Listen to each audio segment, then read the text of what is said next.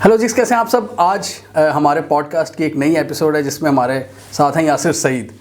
यासिर सईद पहले एक पाकिस्तान के टॉप मीडिया हाउस में थे, डिजिटल डिपार्टमेंट को इसको हेड कर रहे थे, लेकिन उन्हें मज़ा नहीं आया और उन्होंने छोड़ दिया। मतलब मेरी जब भी उनसे बात होती थी ना, बड़ी मायूसी में, वो बहुत ही बुरी चीज़ें वो बताते थे। अब नाम तो नहीं हम लेंगे ऑब्वियसली। आजकल माशाल्लाह अल्लाह ने इनको बड़ी तरक्की दी है। चंद ही महीनों में इन्होंने अपना पूरा बिज़नेस खड़ा कर लिया है फ्रीलांसिंग का। तो आज हम इनसे 2-3 इन चीज़ों पर डिस्कस करेंगे कि पहले तो इन्होंने मेन स्ट्रीम मीडिया क्यों छोड़ा, और दूसरा ये कि अब जो ये काम कर रहे हैं इसमें कितना स्कोप है। अस्सलाम वालेकुम यासिर भाई, कैसे हैं? वालेकुम अस्सलाम, I'm doing good. Thank you for having me on your show. And I understand it's the first ever podcast for Jihad Zafar channel. I've been following you यार for the last 2-3 years. In fact मैंने 92 join किया था इन अक्टूबर 2017। अच्छा। और उससे पहले तो खैर मेरा सॉफ्टवेयर हाउस का एक्सपीरियंस था, उसको मैं इसलिए नहीं काउंट करना चाह रहा क्योंकि वो टोटली रेलिवेंट है इससे। लेकिन मेरा तकरीबन कोई रफली 10 इयर्स का कॉर्पोरेट वर्ल्ड का एक्सपीरियंस है, जिसमें 3.25 साल का प्योर ब्रॉडकास्ट मीडिया। अच्छा, उससे पहले भी आपका 10 साल का था? नहीं, उससे पहले तकरीबन 6-7 साल का था, तो टोटल मिला के मेरा 10 साल का। 10 साल का main stream media. Main stream तो ये जब मैं नहीं मेन स्ट्रीम नहीं, different other than me. Main stream media का तो 2017 अक्टूबर से था। तो व्हेन आई जॉइंड 92 न्यूज़, उसके बाद I started getting interested in YouTube and Facebook and content creation, optimisation, YouTube revenue, channels वगैरह। तो then I started came across you know your content. वहाँ से देखा मैंने कि यार ये बंदा सही, हेलो जिग्स कैसे हैं आप? मैंने कहा यार ये बंदे का लेवल है भाई।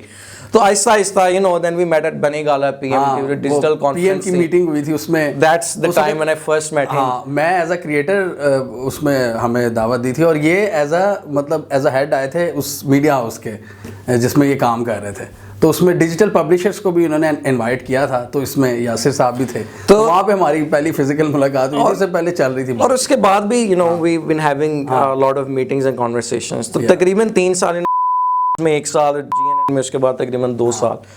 तो eventually there came a time कि यार नो डाउट ये बड़ी एक ग्लैमरस फील्ड थी और बड़ी अभी भी मैं कहूँगा है, बट यार over with the passage of time जिस तरीके से डिजिटल मीडिया ने श्रिंक करके रखती है ना इस इंडस्ट्री को, this is something that actually got me worried कि why the hell am I even here, what am I doing here. हालांकि इतने अच्छा handsome salary package, you get all the benefit, time पे मिल जाती थी। टाइम पे मिल जाती थी भाई। मैं ये बात है कि मैंने अल्हम्दुलिल्लाह जिस इदारे में अब तक काम किया, इवन इन ब्रॉडकास्ट मीडिया, जो भी था सैलरी टाइम पे आती थी। ठीक, सैलरी कट जब लगा वहां पे मुझे दुख हुआ कि यार वाई, लेकिन चलो कोई बात नहीं। सैलरी कट कब लगा? यार मैंने ज्वाइन किया अक्टूबर 2017 में। वहाँ से मैं आहिस्ता ग्रो करता, नेक्स्ट ईयर बेहतर पैकेज पे 2018 दिसंबर में join.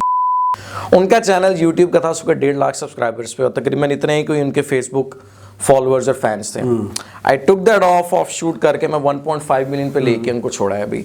And the reason was कि जिस दिन मैंने रिज़ाइन किया, उस रिज़ाइन करने से कुछ 6-7 महीने पहले से I started thinking with my self, जब सैलरी कट लगा ना कोविड की वजह से, I am like why am I putting all that time and effort कि मुझे पता ही नहीं है कि रिवॉर्ड सारा वही लिए जा रहे हैं, मेरी सैलरी कट हुई जा रही है और मैं रिवॉर्ड उनको बढ़ाई जा रहा हूँ। It's not gonna work out like that. मैंने कहा यार it's time to take that decision and just go off. तो फिर मैंने you know when you have a family of 4, you have 3 kids, you have your wife, you have your home, you have to put food on the table, तो फिर आपको बड़ा वो मुश्किल होता है कि मैंने जॉब तो छोड़ दिया, मैं करूँ क्या? क्योंकि जैसे भी हालात हों हमारे मुल्क में भाई, सीधी सी बात है, कॉन्सेप्ट है कि भाई लगी लगाए रोजी रोटी ना छोड़ो। बिल्कुल। तो मैं तो खैर 2-2.5 साल जिस 2 साल तो नहीं, एटलीस्ट पिछले 1 साल जितना मैंने प्रेशर में काम किया है यार। सुबह 8 बजे से लेके रात 2 बजे तक, रात की 12 की हेडलाइंस, बुलेटिन, उनके पैकेजेस तक, I was on my toes all the time. Even though मेरे पास 5-6 बंदों की टीम थी, ये नहीं लगा अभी तक, वो नहीं लगा, ब्रेकिंग आ गई और लो जी सारे चैनल आ जाते हैं। अच्छा, मैं इसको रिलेट कर सकता हूँ क्योंकि आपको पता होगा मैंने भी कई मेन स्ट्रीम मीडिया के ये यूट्यूब चैनल्स खड़े किए हैं मैंने ज़ीरो से, तो मैं इनकी समझ सकता हूँ जो इनका दर्द है ना, कि वो आपको फिर रातें और दिन एक ही हो जाते हैं। ऐसे क्या, और आप दोनों शिफ्टों में टाइम दे रहे होते हो। और यार वो सारी बातें छोड़ो, ईद है, शब रात है, कोई मसला आ गया कि ईद पे यार अब मैं ऑफिस में, मसला ये आ जाता है कि ईद पे कितने लोग आएंगे ऑफिस। हाँ जी, और वहां पे सबको मौत पड़ती है, वहां पे सबको मौत पड़ी है। सबसे बड़ी मौत मुझे पड़ती है कि यार मैंने भी आना ऑफिस, ईद के 3 दिन आओ, फिर वो अक्सर संडे को भी आ जाओ, फिर एम नहीं जी मालिक ने बुला लिया आ जाओ, फिर जी एम ही आ जाओ, फिर आई जाओ, मतलब कि मुझे ऑफिस में जगह दे दो मैं वहां पे रह लेता हूँ। That is not the way how things are supposed. तो इसके अलावा ये चीज़ें तो हैं, मतलब मेन क्या वजह बनी, मेरे ख्याल अभी आप कोई जॉब नहीं कर रहे। यार मैं भी एक यूनिवर्सिटी है वहाँ पे एज अ लेक्चरर हूँ, लेकिन आपकी जो अपनी फील्ड है, अपनी फील्ड है उसको नहीं मैंने छोड़ा। इट्स बीन अराउंड 7 मैंने रिज़ाइन करने से तकरीबन कोई 1 साल पहले माइंड बना लिया था। और ये हुआ कब मैंने माइंड बनाया, जब मैं बनीगाला से आया हूँ ना। अच्छा मिल के भाई ऐसे मुझे साड़ की बू आई है ना इदारे से।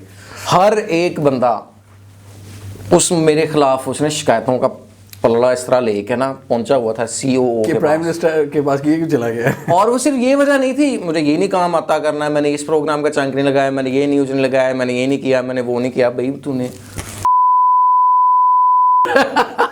What the hell are you saying, man? और उस दिन मेरी जो उन्होंने की यार, पूरा एक फ्लोर, उसके ऊपर सारे डिपार्टमेंट्स के हेड्स, एंड हियर इज, मैं नाम नहीं लूंगा किसी का, नाम ना लेना। हाँ नाम लेना भी नहीं मैंने, अभी यहाँ से बाहर निकलूं पता लगे मुझे पकड़ लिया हो। यहाँ पे तो वो हेड बैठा है, चैनल का हेड, मतलब आप कह लो कि जो COO होता है वो, मतलब मालिक के बाद, एंड ही इज लाइक तेनों काम नहीं करना आता, यूट्यूब देख गया तो की करना फिर नहीं। 25 HODs के सामने दैट डे आई डिसाइडेड कि यासिर इस मुल्क में, इस इदारे में ना, इस तरह से इदारों में तेरी जगह नहीं है, you need to take a break and get the hell out of here. That's when I started. मैंने फिर अपने फ्रीलांसिंग जो मेरा पुराना एक्सपीरियंस था उसको मैंने दोबारा उजागर किया। यार आप मुझे बता रहे हैं, मतलब मैंने एक डिजिटल एजेंसी में काम किया था जब मैं चैनल्स हैंडल करता था ना। मुझे अभी तक अल्हम्दुलिल्लाह न्यूज़ रूम का भी एक्सपीरियंस नहीं है, किसी न्यूज़ चैनल में बैठ के उनका डिजिटल मीडिया मैनेज करना, सारा सोशल मीडिया। तो बताएं ये होता क्या है, एनवायरनमेंट क्या होता है जिसकी वजह से बड़े लोगों को, मैंने अपने बड़े दोस्तों को अकते देखा है, आपकी भी मैं क्लियरली देख रहा हूँ जो आपकी फ्रस्ट्रेशन है ना उनके खिलाफ मेन स्ट्रीम, वजह है क्या वहाँ पे? यार it's all glamour that you see on the TV. अच्छा, बैक एंड में देयर इज नो ग्लैमर, ठीक है।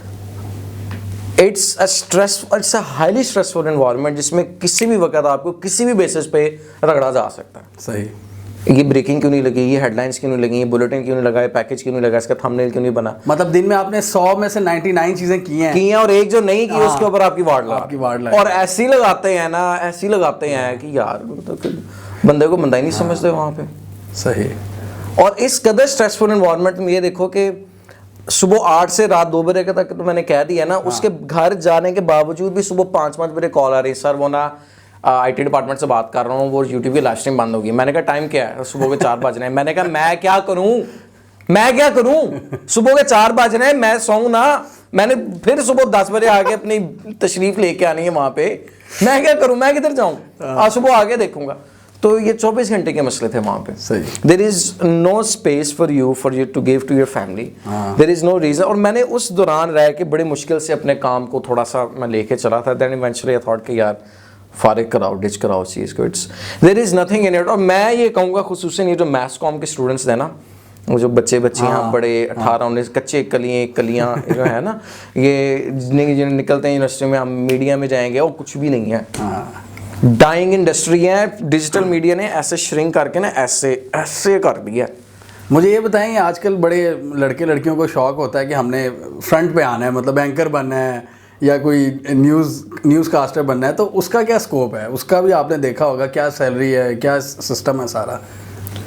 यार न्यूज़ आपने फ्रंट स्क्रीन पे आना है ना, ये मोबाइल पड़ा है, हाँ, इससे वीडियो बनाओ और ऐसे और अपने YouTube चैनल फेसबुक पे डाल दो। इन जैसे इदारों में ना फ्रंट स्क्रीन पे आओ, कोई वर्थ नहीं है तुम्हारी। तुम लोग 10 साल रहोगे ना वहाँ पे एज ए न्यूज़ एंकर, तुम लोग 10 साल वही काम करोगे, तुम्हारी औकात कोई नहीं होगी, तुम्हारी कोई रिस्पेक्ट नहीं होगी।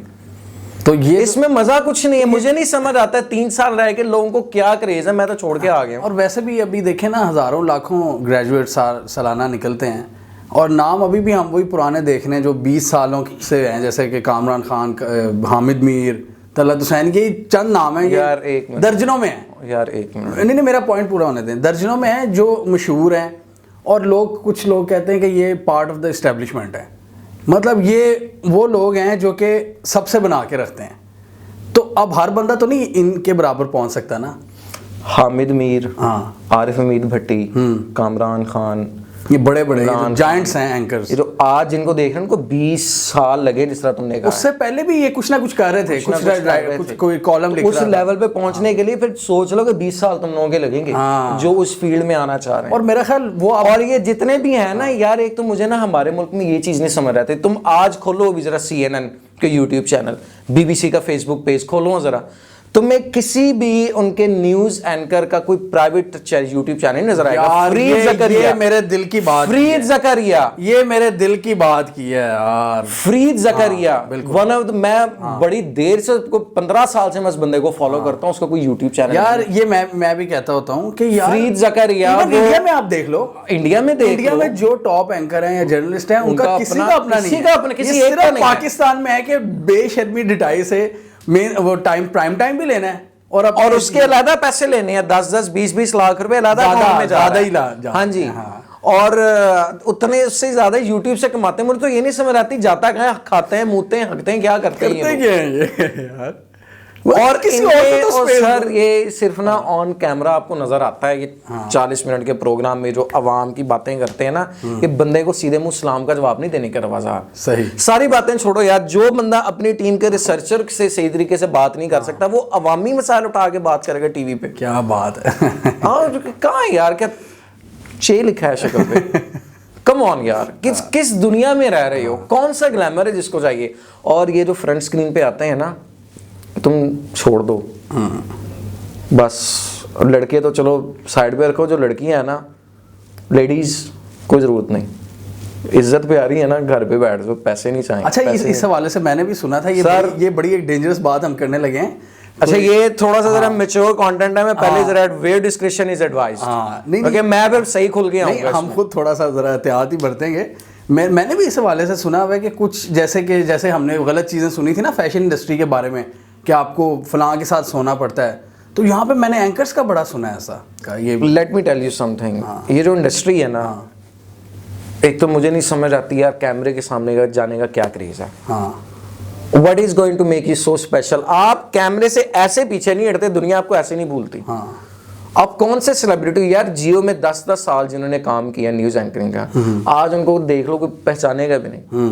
फॉरगेट हामिद मीर, फॉरगेट, मैं वो एनालिस्ट है, सही है। उनके प्रोग्राम है। ये जो न्यूज एंकरिंग है ना, इसमें तो स्कोप ही कोई नहीं है। ठीक। और ये जितने अगर इनको सोशल मीडिया का ना पता होता है तो ये पागल है, सारे सोशल मीडिया पे अपने चैनल खोल के बैठे हैं। कामरान खान है, हामिद मीर है, आरिफ मीर भट्टी साहब हैं, ये सारे खोल के बैठे सारे यार। It is an open violation of open conflict of interest है, and the channel owners are letting them do it.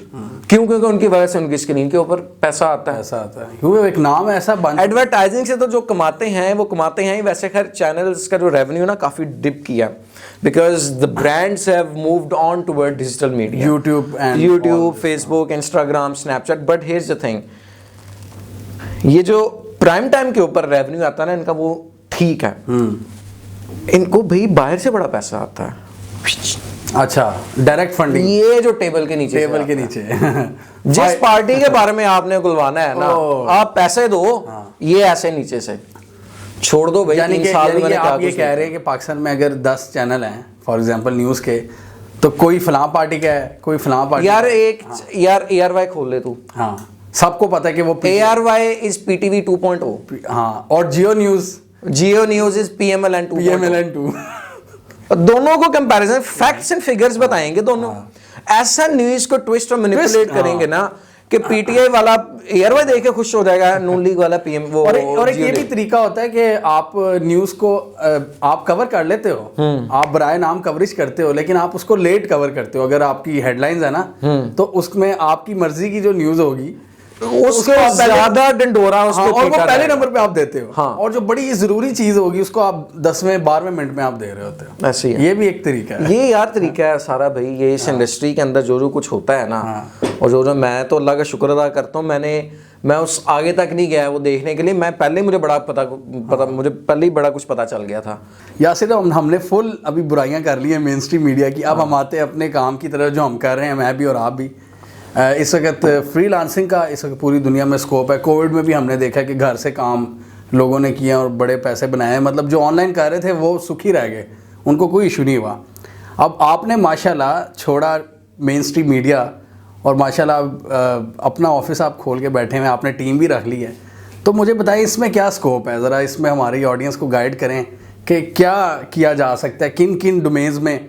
Specially आपका तो एक यूट्यूब चैनल भी है, मतलब आप कंटेंट क्रिएशन भी आपने ट्राई की भी है, तो कंटेंट क्रिएशन और ये फ्रीलांसिंग वगैरह इसका ज़रा बताएं क्या स्कोप है अभी, आप क्या कर रहे हैं, पहले तो अपना एक्सपीरियंस शेयर करें।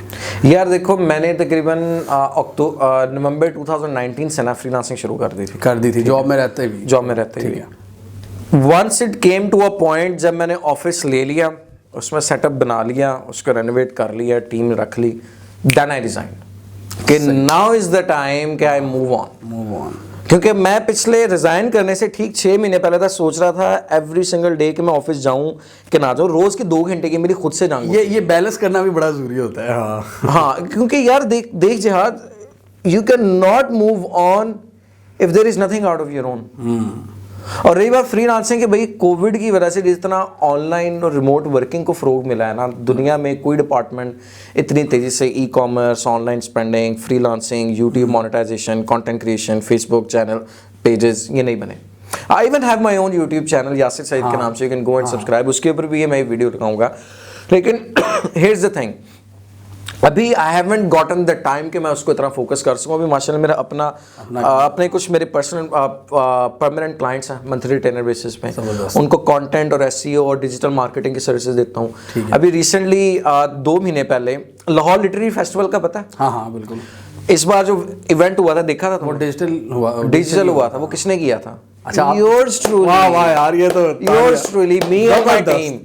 सारा लाहौर लिटरेरी फेस्टिवल का पूरा यूट्यूब, फेसबुक, इंस्टाग्राम का, ट्विटर का सारा डिजिटल मीडिया कंटेंट, उसकी एडिटिंग मेरे टीम मेंबर्स ने की थी, जिनके जो मेरे कुछ पुराने कोलीग्स हैं, उसका सोशल मीडिया का सारा काम मैंने और मेरी टीम ने, मेरे ऑफिस ने किया। तो अभी लोकल क्लाइंट्स हैं? लोकल क्लाइंट्स को भी मैंने टच किया। I just finish setting up my own agency name, website, उसका बैंक अकाउंट, उसका टैक्स रजिस्ट्रेशन, कंपनी रजिस्टर करवाई है, उसके नाम से बैंक अकाउंट खोला है। तो पूरा एक प्रोसेस है जिसको आपको चलना पड़ता है। तो LLF का बड़ा अच्छा काम था। 1 हफ्ते में उन्होंने हमें पैकेज पे आउट भी अच्छा दिया। They paid us well, they paid us on time, they respected us. और उनके साथ काम करने के, हियर्स द थिंग जिहाद, ये जितने भी गोरे क्लाइंट्स होते हैं ना, या जो बाहर से पढ़ के पाकिस्तान में काम करते हैं, उनको ना बंदे की वर्थ का पता होता है। सही है। वो जब मुझ जैसे बंदे के साथ काम करते हैं, उनको पता लगता है कि यार इस बंदे को छेड़ना नहीं है, क्योंकि उसको अपने काम का पता है। अल्लाह माफी दे, मैं ये नहीं कह रहा कि मैं बहुत बड़ी तो नहीं, वो द थिंग इज कि if there is something I know about my work, I will do. कोई चीज खराब होती है वॉशरूम की, तो खुद तो नहीं ना ठीक है, प्लम्बर को बुलाते हैं ना। बिल्कुल। तो प्लम्बर अगर पैसे 500,000 मांगता है, तुम इसलिए देते हो ना कि यार उसके जो नॉलेज स्किल्स हैं, वो उसने एक टाइम और एफर्ट के साथ सीखे हैं, वो मैंने नहीं सीखे। अगर वो हंस के लेगा, आपको तकलीफ होती भी है तो कोई मसला नहीं यार, उसके वो जायज पैसे बनते हैं, आप उसे दो। इसी तरीके से यहाँ पे जो अच्छे लोकल क्लाइंट्स हैं, जो बाहर के जितने क्लाइंट्स हैं, they don't ask you about your money, about your financial status, तुम मुसलमान हो, तुम नॉन मुस्लिम हो, तुम एथियस्ट हो, तुम काले हो, तुम गोरे हो, तुम्हारा घर कैसा है, तुम शादीशुदा हो, तुम छोटे हो, पतले हो, मोटे हो, दे डैम केयर। काम आता है करना, ये पैसे हैं, कर लोगे, हाँ हो जाएगा, लेट्स डू इट। और फिर वो आपके साथ परमानेंटली चलते हैं, like as your team member. तो मैं कुछ के साथ परमानेंट मेरा कॉन्ट्रैक्ट है। कुछ 1-2 US की और जर्मन की साइबर सिक्योरिटी कंपनीज, उनका साइबर सिक्योरिटी और का डिजिटल कंसल्टेंट हूँ मैं। उसके साथ साथ मैं यूनिवर्सिटी ऑफ साउथ एशिया में as a full time lecturer भी हूँ। उनको मार्केटिंग और डिफरेंट सब्जेक्ट्स के बैचलर्स को मैं पढ़ा रहा हूँ। तो अल्लाह का शुक्र है, it's getting a bit difficult to manage the time, but you have to get things moving on. Freelancing अगर बात की जाए तो once I set up my office, उसके अंदर मैंने जो एक चीज़ ये की कि जैसे ही मैंने जॉब छोड़ी और मैंने उसके ऊपर जो फुल टाइम फोकस दिया, तो मुझे ये पता था कि मेरे पास थोड़ा सा कैश इन हैंड बैकअप है 2-3 माह का, और प्लस मेरे पास परमानेंट काम है। तो अगर मैं टीचिंग भी करता हूँ ना, तो मैं साथ साथ मेरी टीम है, मेरा एक सेटअप ऑटोमेशन पे चला है जो कि वो करती रहेगी। सही है। वहाँ से काम आता रहेगा, पेमेंट्स आ जाएंगी, इसकी पेमेंट चलेगी, उसकी पेमेंट चलेगी, ये रेंट चला गया, बिजली के बिल इतना मुझे आ गया, इतना टीम को चला गया, ये सैलरी आ गई। या आपको करने के लिए ना 1-1.5 साल की बड़ी एफर्ट लगानी पड़ती है, लेकिन आहिस्ता आहिस्ता चीज़ें ऑटो लाइन पे, स्ट्रीम लाइन पे चली जाती हैं। अच्छा, अभी आपने एक्सप्लेन किया ये सारी आपकी एफर्ट, जो कि आपकी फिजिकल एफर्ट लगी ऑफिस बनाने में, जो आपने एक बैलेंस किया, आपने अपने फाइनेंसेस देखे। तो ये भी एक बड़ी समझने की चीज़ है हमारी ऑडियंस के लिए, जो यंग लोग देख रहे हैं। अब दूसरी जो स्ट्रगल है जो असल काम से रिलेटेड है कि किस तरह क्लाइंट ढूंढते हैं आप, अगर आपके ग्लोबल क्लाइंट्स की बात की जाए तो किस तरह अप्रोच करते हैं, और थोड़ा सा अपनी स्पेसिफिक फील्ड भी बता दें, जैसे आपने डिजिटल मीडिया SEO की बात की, थोड़ा सा ये भी बताएं कि किस तरह अप्रोच किया जाए अगर कोई चाहता है फ्रीलांसिंग करना, कोई जॉब छोड़ना चाह रहा है, तो उसके हवाले से भी ज़रा हमें गाइड करें। पेयोनियर एक पेमेंट गेटवे है जिससे लोग पैसे विड्रॉ करते हैं, उसकी रिपोर्ट आई थी ग्लोबल एवरेज 70% है, पाकिस्तान की एवरेज 90% है। किस चीज़ की? Of young population venturing into freelancing business. वाह। Even though Pakistan 4th number पे आता है पूरी दुनिया में in the terms of the number of freelancers, but the attention to freelancing is top of the world in the country. ये मैं झूठ नहीं बोल रहा है, मैं मजाक नहीं कर रहा। पेयोनियर की रिपोर्ट है, उसका मैं लिंक शेयर कर दूंगा। ठीक है। तो फ्रीलांसिंग फिर ये नहीं होता कि आप सिंगल हैंडेड हो। जब आपने ग्रो करना होता है ना, कंपनी रजिस्टर करवा के टीम हायर करके ऑफिस बना के करते हैं। मुझे तो ऐसे भी ये सब मैं प्रोसेस में लगा हुआ था, दिसंबर में all came down to halt क्योंकि मुझे हो गया कोविड। ओहो। तो I stayed for 2 weeks in quarantine at my own home. It was very difficult. अल्लाह का शुक्र मुझे शॉर्टनेस ऑफ ब्रेथ नहीं हुई, लेकिन उस दौरान मैंने जितना फ्रीलांसिंग के ऊपर फोकस किया है ना और अपने काम पे, उतना मैं 2 महीने में नहीं कर सका। अच्छा। शायद वो अल्लाह की ज़ात ने मुझे मौका दिया फोकस बन कि तू इतना यहाँ से कर ले ताकि तू महीने में जॉब छोड़ दे। So anything and everything that happens for a reason for you. तो अगर if you guys are interested into joining into becoming a freelancer, उसमें ये करो कि भाई सबसे पहले तो ना 2-3 चीज़ों के ऊपर काम करो। अपने एक तो सॉफ्ट स्किल्स को डेवलप करेंगे लोग, कम्युनिकेशन स्किल्स, थोड़ी सी basic English, you should know how to speak well, how to write well. Proposals वगैरह, प्रपोजल्स में सबसे बड़ी गलती क्या करते हैं यार, इतना एक प्रपोजल है, एक क्लाइंट है, every client is different from the other one. ठीक है। हर क्लाइंट का अपना एक सेट ऑफ रिक्वायरमेंट्स होती हैं and that is unique and different for everyone. उसमें जो रिक्वायरमेंट्स होती है ना, उसको पढ़ के उसके मुताबिक रिस्पॉन्स करना पड़ता है। सही है। यू कैन नॉट से कि जी हाँ मैंने रिक्वायरमेंट पढ़ ली है, मुझे ये भी आता है कहना, मैं ये भी कर लूँगा, ये भी कर लूँगा, आज नहीं। मुझे पता हाँ मैंने तुम्हारी रिक्वायरमेंट पढ़ी, तुम्हारा ये पॉइंट मुझे अच्छा समझ आया, तुम्हारे इस पॉइंट में मुझे लगा है कि हमें इसको इस तरह करना चाहिए, तुम्हारे जो ये पॉइंट है टाइम फ्रेम मैं समझता हूँ हमें ज़्यादा टाइम लगेगा और ये बजट होगा। तो वो जब क्लाइंट की प्रपोजल को अच्छे तरीके से आप एड्रेस करोगे ना, क्लाइंट जवाब देगा। And you start off low, $10-15-$20 के काम करो and then you grow.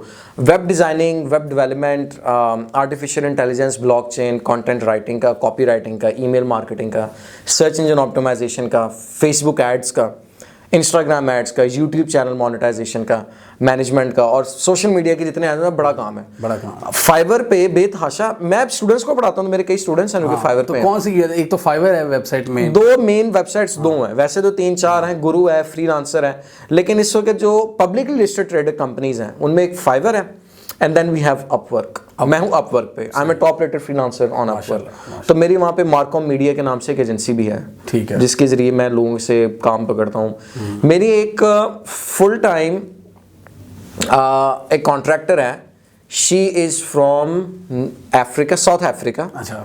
She is a native of South Africa, she is 53 years of age, उसका 30 साल का क्लिनिकल मेडिकल एक्सपीरियंस है। वाह। And she is my proof reader, editor and she is my consultant for my clients and I pay her. अच्छा। मैं यहाँ से उसको पे यहाँ से पे कर रहे हैं, ठीक है। यू कैन नॉट इमेजिन कि भाई एक बंदा यहाँ पे वहाँ से क्लाइंट पकड़ के, यूएस से क्लाइंट पकड़ के, यहाँ से मैं यूके की बंदी, अफ्रीका की खातून से, यानी कि एक चेन बनी हुई है, चेन बनी काम आया ऑस्ट्रेलिया से पाकिस्तान में बंदे ने और लोग हायर कर लिए फ्रीलांसर जो बैठे हुए हैं अफ्रीका में या साउथ अमेरिका में कहीं भी, और उसका रेट ज्यादा है एज कम्पेयर टू लोकल्स। लेकिन अगर मैं उसके काम ना दूं ना, अगर उससे काम ना करवाऊं तो क्लाइंट भी एक्सेप्ट नहीं करता। सही है। तो मुझे अगर उसका काम अच्छा लग रहा है, क्लाइंट को अच्छा काम लग रहा है, तो मेरे लिए शी इज एन एसेट।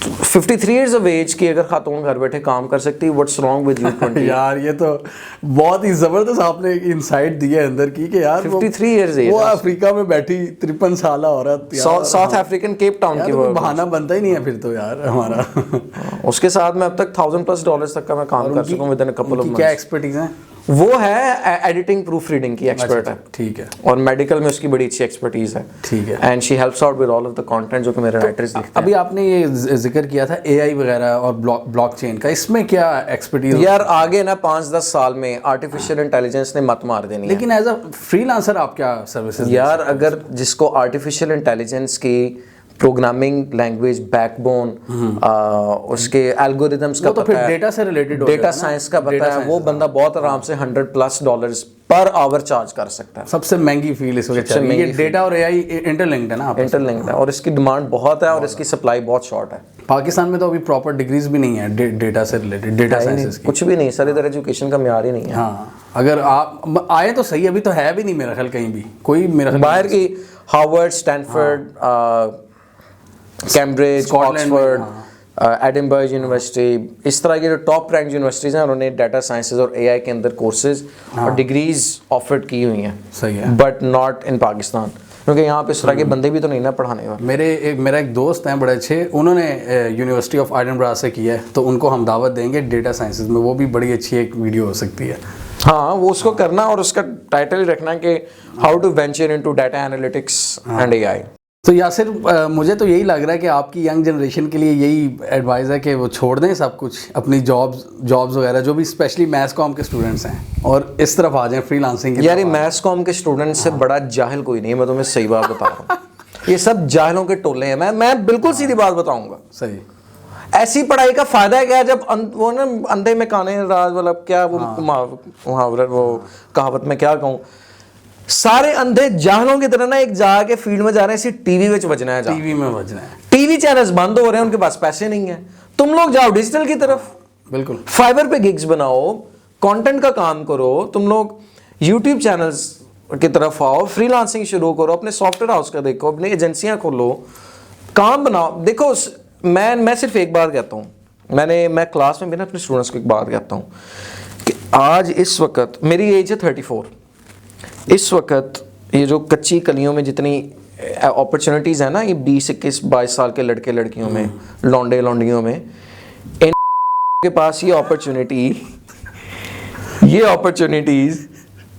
अब जितनी ज़्यादा है ना, मैं जब 20 साल का था ना मतलब अब तो खजाना है, आप एक्सप्लोर ये जो मर्जी कह लो जी, इमरान खान आ गया जी, महंगाई हो गई, और बाहर बकवास है। ये महंगाई अनएम्प्लॉयमेंट सब बकवास है। आपके प्रॉफिट्स से लेके सहाबा किराम तक किसी ने जॉब नहीं की, बस क्या बात है। इससे बेहतर एक्सप्लेनेशन मैं नहीं दे सकता। सारे एंटरप्रेन्योर्स थे, वो भी सब एंटरप्रेन्योर्स थे, यहाँ तक के जो भैंस बकरियां चलाते थे वो तक एंटरप्रेन्योर्स थे। किसी ने जॉब नहीं की, सब ने ट्रेडिंग की, सब ने गोल्ड में, कमोडिटीज में ट्रेडिंग की है। मेरे पास भी यहाँ पे कहने को कुछ है। ये लोग कहते हैं ना बड़े बुरे हालात है जी, मर गए। 2010-11 से तो बुरे नहीं हो सकते ना हालात, जब लोड शेडिंग पीक पे थी। तोबा तोबा तोबा, माफ करे, अल्लाह माफ करे। 18 घंटे की लोड शेडिंग, अगर आप उस टाइम नहीं थे होशो हवास में, तो हमें पता है 18 घंटे की लोड शेडिंग, कोई पता नहीं आपकी जान का कोई गारंटी। हाँ, जान का तो ये कि बाहर निकलो अगले दिन न्यूज पे आ रहे थे। कॉलेज स्कूल जाते थे, पता लगता था आज पार्किंग में बम रखा हुआ है, और कॉलेज स्कूल की पार्किंग में बम फट रहे होते थे। ये भी बिजली का ब्रेकडाउन हुआ, हर कोई मीम्स बना रहा है। अब मीम्स बनती हैं, तो हम उस दौर में भी रहे हुए हैं, और मैंने उस दौर में भी देखा है कई डिजिटल एजेंसीज खड़ी हुई हैं और उन्होंने प्रॉफिट कमाया उस दौर में पाकिस्तान में, जब नया नया डिजिटल एजेंसीज का दौर शुरू हो रहा था 2010-11 में, और पाकिस्तान में कई ब्रांड्स ने वहां पर प्रॉफिट्स गेन किए। तो अब क्यों नहीं आप कर सकते? आप कौन सा? मैं यार एक बात कहता हूँ कि ना, ये जिसने भी आगे बढ़ना होता है ना, हाँ, 2 किस्म के लोग होते हैं। एक वो होते हैं जो कहते हैं यार हालात नहीं ठीक, फिर वो कहते हैं हालात के तो चंगे बुरे सी, हालात आप बनाने ने। It's the way how you perceive things. आपको आज हालात ठीक लगेंगे ना, आपको आज लगेगा हाँ पैसा है, आप अल्लाह का शुक्र अदा करना लगेगा, आपको सब कुछ ठीक लगेगा। आप अरब पति भी बन जाए, आपको हालात नहीं ठीक, आपके लिए वाकई में हालात नहीं ठीक होंगे, और अल्लाह की ज़ात आपके लिए वाकई में ऐसे हालात बना दे कि आपको कुछ भी ठीक नहीं लगेगा। माइंडसेट, आपका माइंडसेट है, मैटर करता है। आज जितनी अपॉर्चुनिटीज़ हैं ना यार, वो कसम से मेरे पास होती ना आज से 15 साल पहले, मैं अब तक इससे भी कहीं आगे जा चुका था। मैं चांद पे मैंने एजेंसी अपनी खोल ली होती, मरीख पे मैंने एक और ब्रांच बना ली होती, प्लूटो पे मैं चला गया होता। लेकिन ये मैं पाकिस्तान से नहीं बाहर निकल पा रहा, इसकी वजह ये कि अब यार 34 इयर्स एज है, 3 बच्चे हैं मेरे, एक लिमिट होती है 40 प्लस आप कुछ नहीं कर सकते, नया कुछ नहीं कर सकते 40 के बाद, ये बस बच्चे ही पैदा कर सकते हैं आप, और कुछ नहीं कर सकते। मेरे ख्याल इसी नोट पे ख़त्म करते हैं अपनी बात। बड़ी ज़बरदस्त डिस्कशन रही है। आप यासिर के भी चैनल को सब्सक्राइब करें, और अगर कोई क्वेश्चन है आपके जहन में वो भी कमेंट सेक्शन में पूछ सकते हैं। अगली एपिसोड तक हमें इजाज़त दें। अल्लाह हाफिज़। Okay bye, thank you everyone for watching, do subscribe Jihad channel, और मेरे चैनल को भी सब्सक्राइब करें, घंटी के बटन को दबा देना भैया। टेक केयर, जज़ाकल्लाह, अल्लाह हाफिज़।